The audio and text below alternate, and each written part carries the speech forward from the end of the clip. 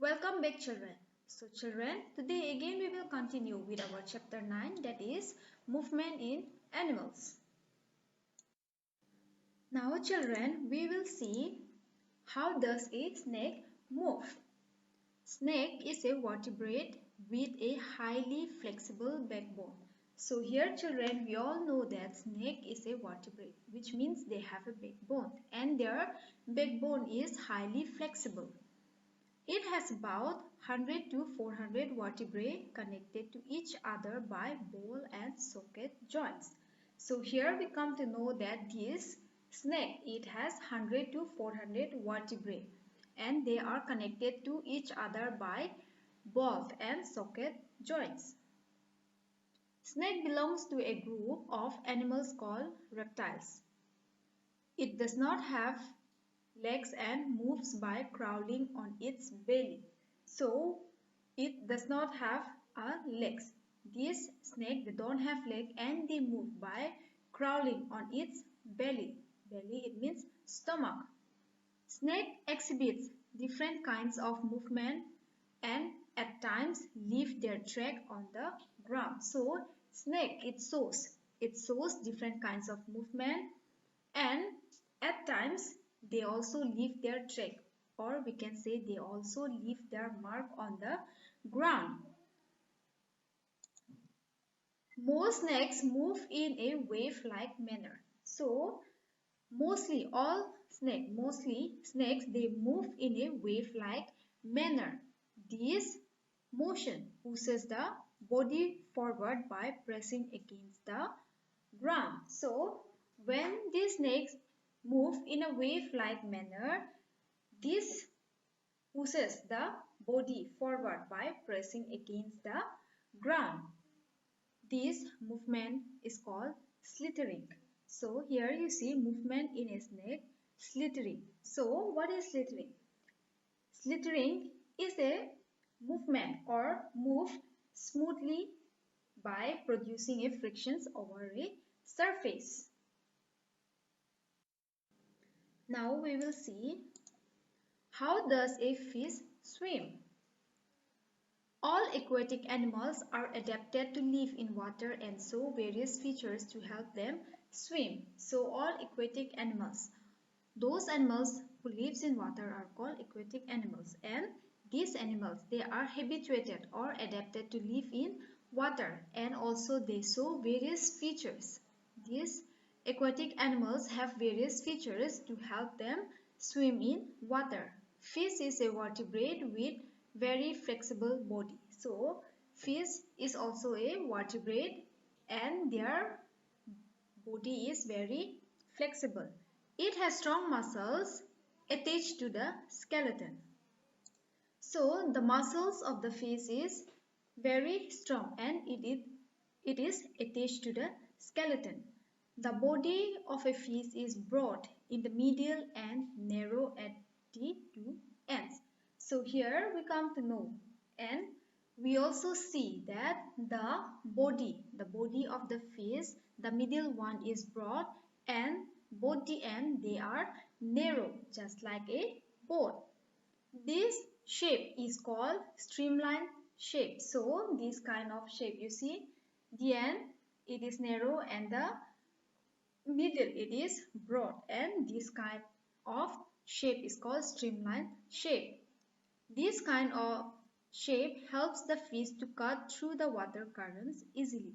So this streamlined shape it is helping the fish to cut through the water current easily.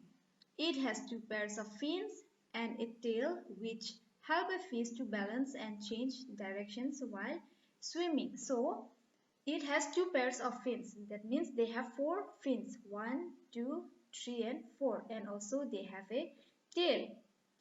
These help them to balance and also change direction while swimming. A fish bends its body in a wave-like rhythm. Some species of fish also have a sac-like structure called swim bladder. So here we come to know that a fish bends its body in a wave-like manner, and also some fish they have a sac-like structure called swim bladder, which helps them to stay afloat or sink in water. This swim bladder, it is helping those fish to stay float or sink in water.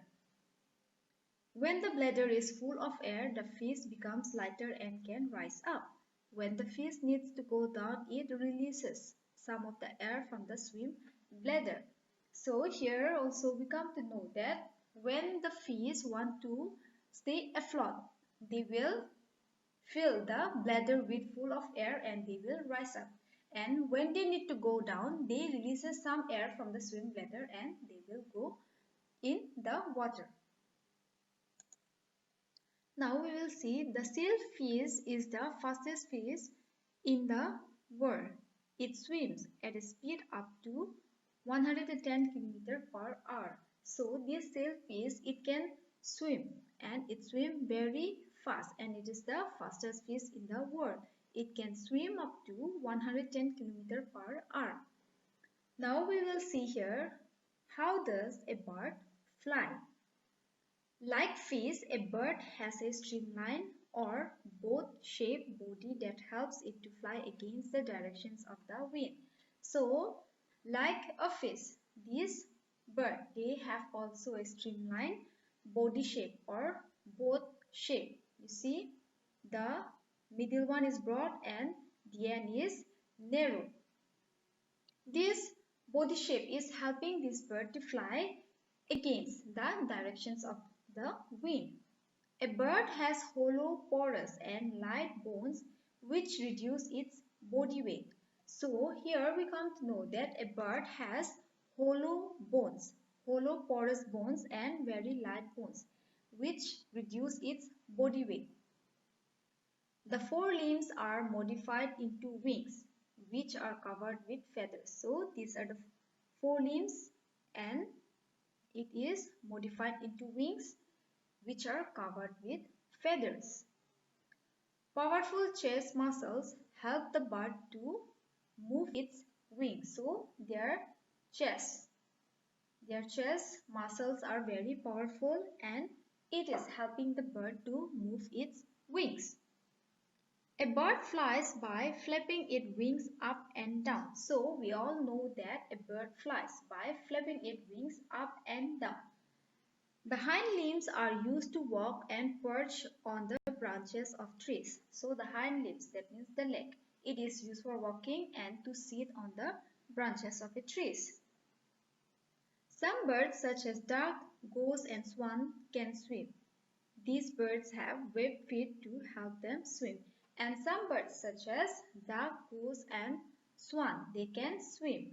Their leg is modified into web. That means they have a web feet which is helping them to swim. So this is the end of our chapter 9, that is movement in animals. Now here we will try to solve some questions and after that we will end up this video. Again we will meet in the next video with our new chapter. Now let's try to solve some question here.